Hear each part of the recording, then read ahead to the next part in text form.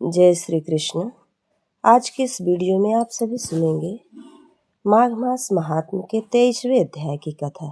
तो आइए सुनते हैं। इस प्रकार उसकी सच्ची भक्ति को देखकर भगवान ने प्रसन्न होकर उस ब्राह्मण को दर्शन दिए और ब्राह्मण की स्तुति से प्रसन्न होकर तथा उसको वरदान देकर भगवान अंतर्ध्यान हो गए। वह ब्राह्मण कृतकृत्य होकर भगवान में लीन हो गया और शिष्यों के साथ स्रोत पढ़ता हुआ तपोवन में रहने लगा।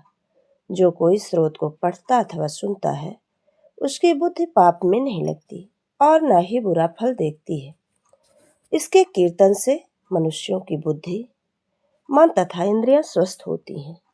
जो भक्तिपूर्वक इसके अर्थ को विचार कर इसका जप करता है वह वैष्णव पद को प्राप्त होता है। इसके सदैव पढ़ने से मनोवांछित कार्य सिद्ध हो जाते हैं। मनुष्य सुपुत्र पाता है तथा धन, पराक्रम, चिरायु पाता है। इसके पाठ से बुद्धि, धन, यश, कीर्ति, ज्ञान तथा धर्म बढ़ते हैं। दुष्ट ग्रहों की शांति होती है। यह व्याधियां व अनिष्टों को दूर करने वाला है। दुर्गत से तारता है। इसके पढ़ने से सिंह, व्याघ्र, चोर, भूत, देव, पिशाच और राक्षस का भय नहीं रहता। जो भगवान का पूजन करते हैं, इस स्रोत को पढ़ते हैं, वह पापों से ऐसे ही अलग रहता है जैसे जलपंख से कमल। जो इस स्रोत को 1 काल, 2 काल या 3 काल पढ़ता है वह अक्षय फल प्राप्त करता है। जो मनुष्य प्रातः काल इस स्रोत को पढ़ता है वह इस लोक और परलोक में अक्षय सुख पाता है।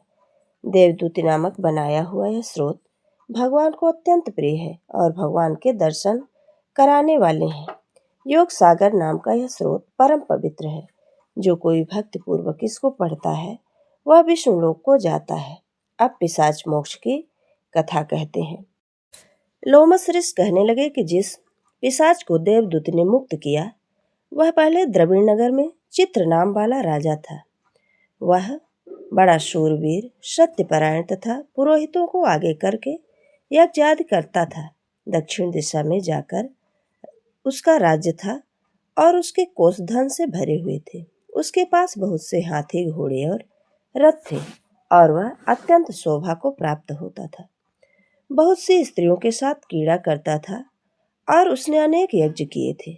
वह नित्य तिथियों की पूजा करता था और शस्त्र विद्या में निपुण था। ब्रह्मा, विष्णु, महेश तथा सूर्य की पूजा सदैव किया करता था। वह जंगल में स्त्रियों से घिरा हुआ क्रीड़ा किया करता था।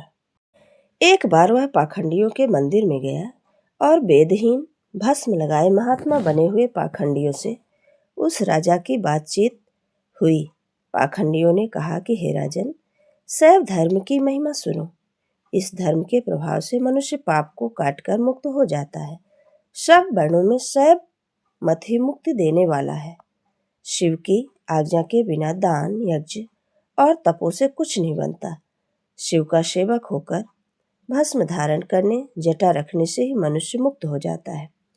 जटा धारण करने तथा भस्म लेपने से ही मनुष्य शिव के समान हो जाता है। इसके बराबर कोई पुण्य नहीं है। जटा, भस्म धारण किए हुए सभी योगी शिव के सदृश होते हैं।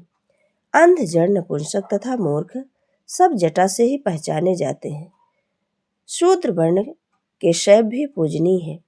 विश्वामित्र क्षत्रिय होकर तप से ब्राह्मण हो गए। वाल्मीकि चोर होकर उत्तम ब्राह्मण हो गए। अतएव शिव पूजन में किसी बात का विचार नहीं है। तप से ही ब्रह्मत्व प्राप्त होता है, जन्म से नहीं। इस कारण शैव का दर्शन उत्तम है तथा शिव के सिवाय दूसरे देवता का पूजन ना करें। शिव तपस्वी को विष्णु का त्याग करना चाहिए। विष्णु की मूर्ति का पूजन नहीं करना चाहिए।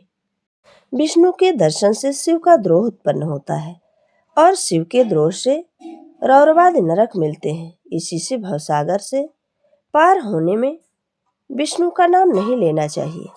शिव भक्त निशंक होकर जो शिव से प्रेम करता है वह कैलाश में वास करता है, इसमें कुछ संदेह नहीं है। इस धर्म का पालन करने वालों का कभी नाश नहीं होता। इस पाखंडी के ऐसे वचन सुनकर राजा ने मोह में आकर उसका धर्म ग्रहण कर लिया और वैदिक धर्म को त्याग दिया। वह श्रुति, स्मृति और ब्राह्मणों की निंदा करने लगा। उसने अपने घर के अग्निहोत्र को बुझा दिया और धर्म के कार्य बंद कर दिए। विष्णु की निंदा और वैष्णवों से द्वेष करने लगा और बोला, कहाँ है विष्णु? कहाँ देखा जाता है? कहाँ रहता है? किसने देखा है? और जो लोग नारायण का भजन करते थे उनको दुख देता था। पाखंडियों का मत ग्रहण कर राजा वेद, वैदिक धर्म, व्रत, दान और दानियों को नहीं मानता था, अन्याय से दंड देता था।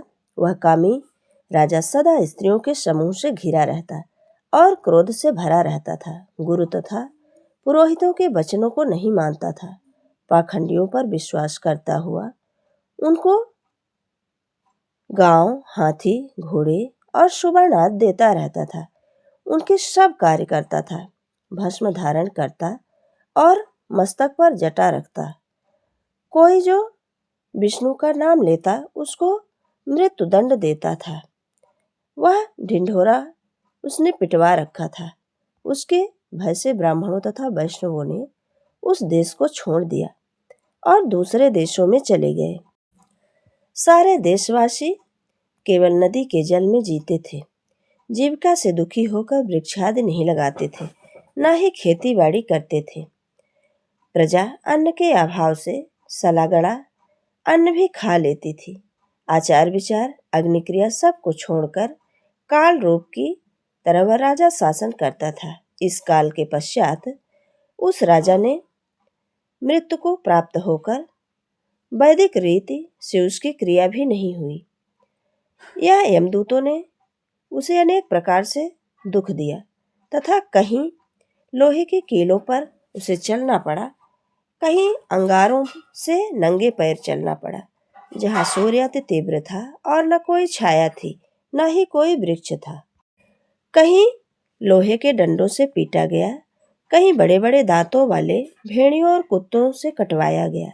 इस प्रकार दूसरे पापियों का हाहाकार सुनता हुआ वह राजा यमलोक में पहुंचा। ये थी माघ मास महात्म्य के 23वें अध्याय की कथा। आगे की कथा हमारी अगले अध्याय में। जय श्री कृष्ण। राधे राधे।